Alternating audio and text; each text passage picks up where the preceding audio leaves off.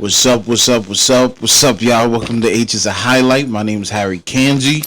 The Knicks just won. They went up 2-0 against the San Antonio Spurs. Man, if you missed this game, this will be a classic game for years to come in Knicks lore, okay? Now, they up 2-0, but I need them to have the mindset of Kobe.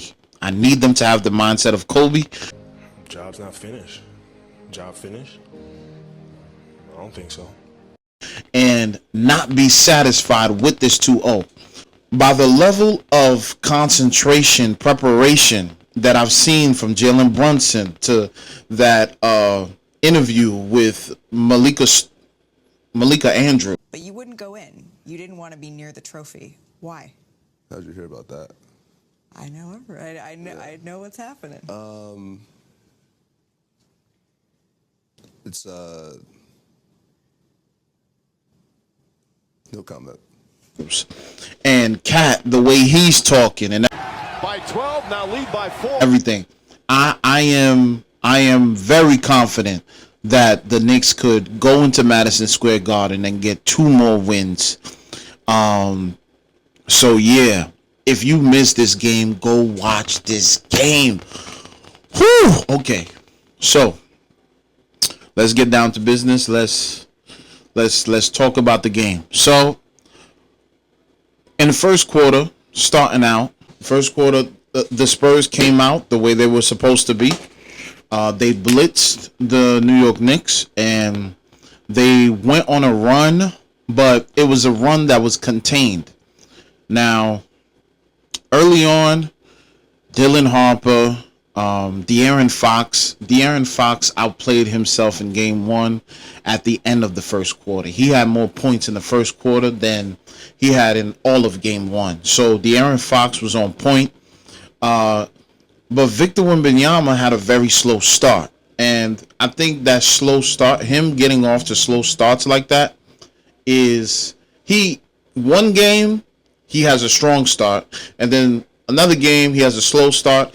And I'm going to attribute that to him just being young and him just really learning how to be an NBA pro in the finals at 22. So it's like, hey, so yeah.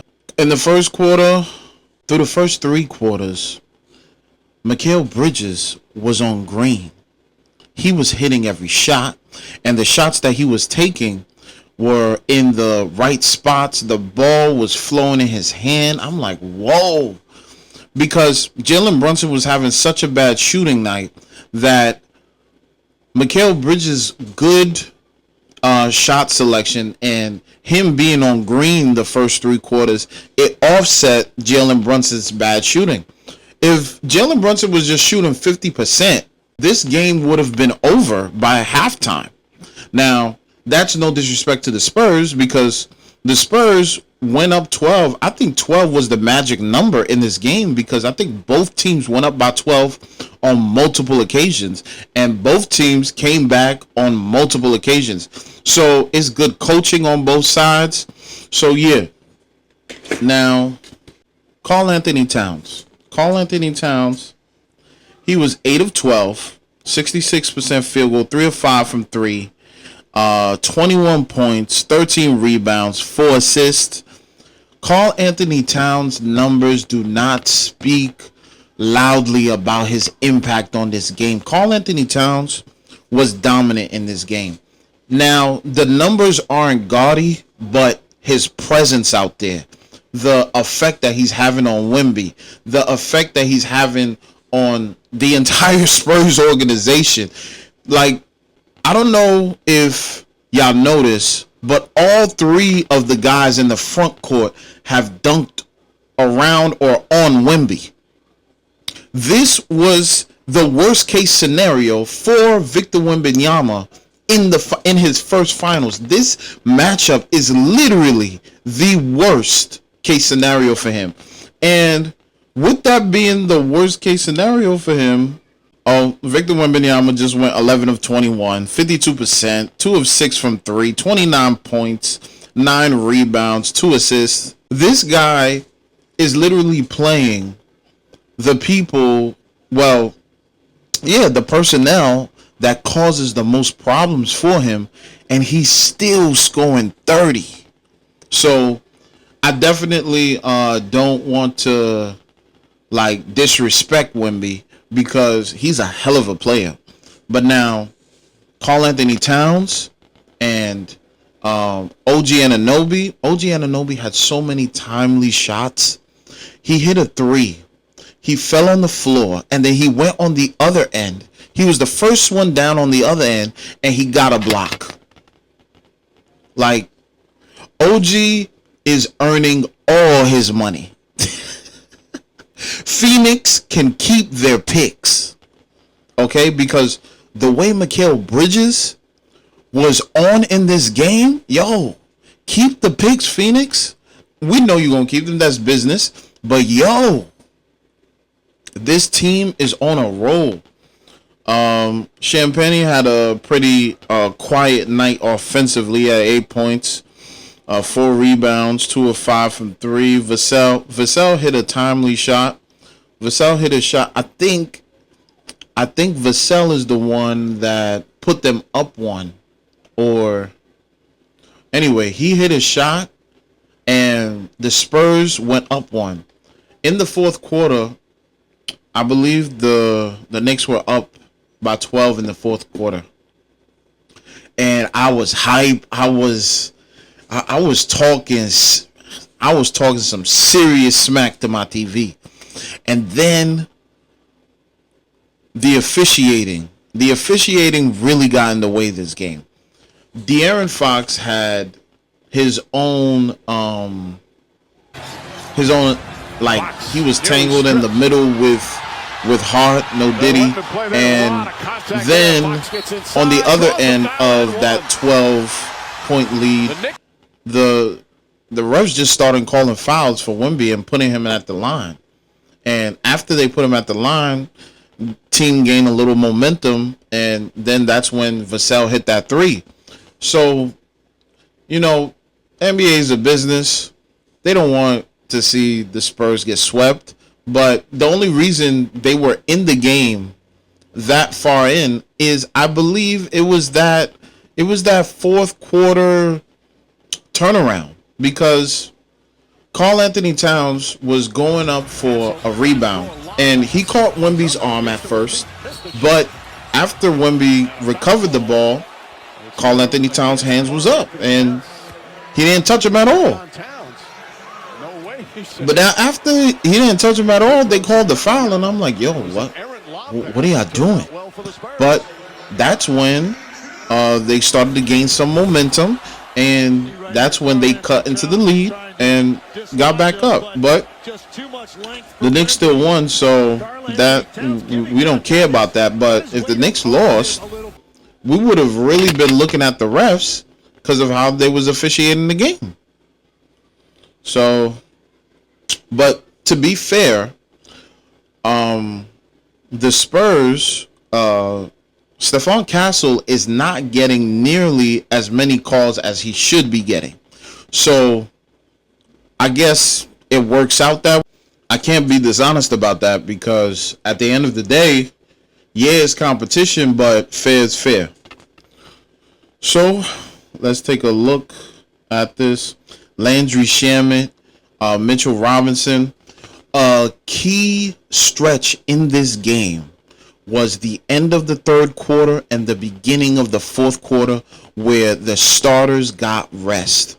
And this is why New York loves Mike Brown, because Tom Thibodeau used to, listen, if Tom Thibodeau has a car, he is messing up those tires. He is riding those tires till they fall off. He wants the rim to touch the floor. That's the way Tom Thibodeau coaches. He wants the rim to touch the floor to make sure that he's getting all that he can out of it. Because it's crazy what he used to do. Like having players play 48 minutes and then at the end of the game, they've got no legs. But Brunson had enough legs to hit that shot. He had enough legs to hit that free throw. He should have made both, but thank God for the win. Josh Hart was 0-4, 0 points, 6 rebounds, 4 assists. His fifth foul call was wild to me, but it is what it is. Jose Alvarado, you could tell that he really wanted to score a basket in the finals. He had 2 points, but he wanted to make that jump shot. He was walking away and he was yelling. I'm like, he looks like a little man that's angry. But shout outs to Jose Alvarado.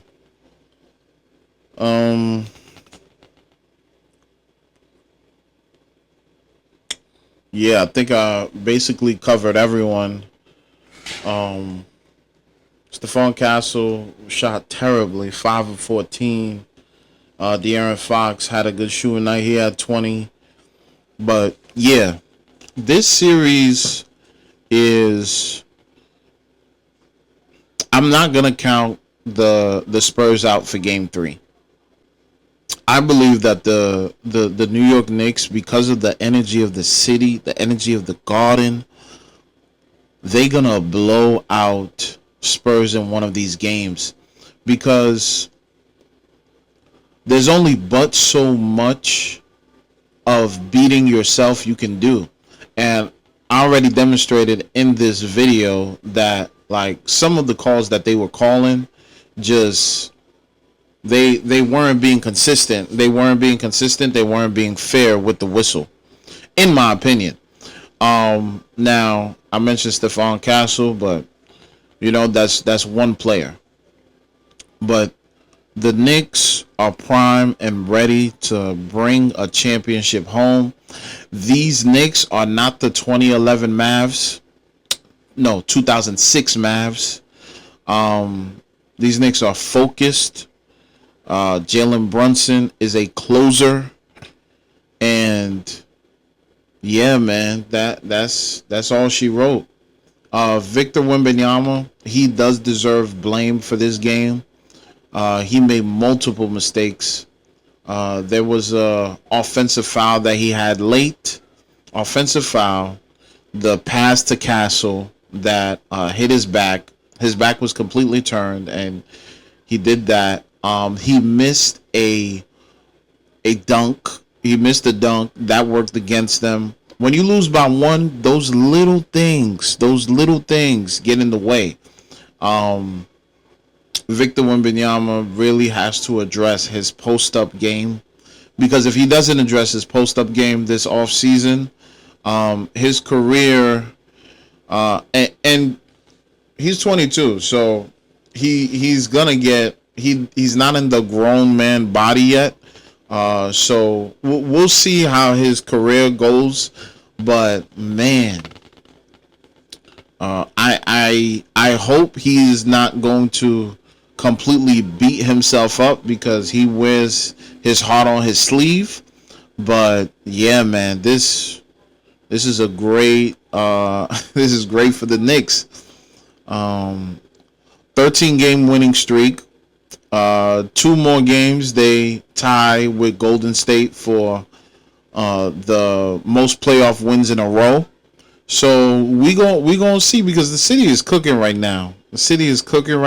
I can't wait to see what they do. And yeah, man, thank you for watching all the way through. I'm growing this channel. Like, comment, subscribe, share your thoughts on everything that I said and my analysis on the game. And yeah, man, y'all have a blessed night. God bless.